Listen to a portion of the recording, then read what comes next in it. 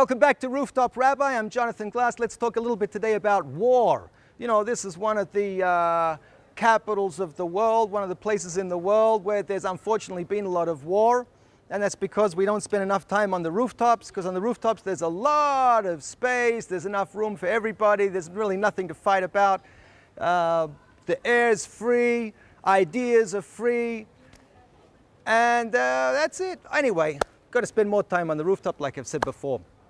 So in an ideal world, one of the things we're told and one of the things we know is there's no war. There's no war. There's no room for war. There's nothing to fight about.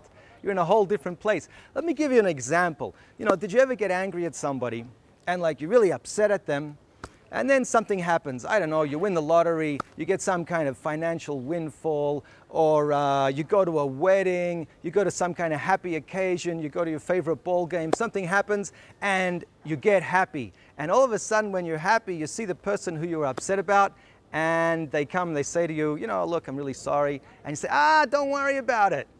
In other words, it doesn't bother you anymore, because once your consciousness goes up, the stuff that bothered you before all of a sudden becomes insignificant, becomes small stuff, and you don't worry about it anymore. So that's what happens when the consciousness of humanity goes up.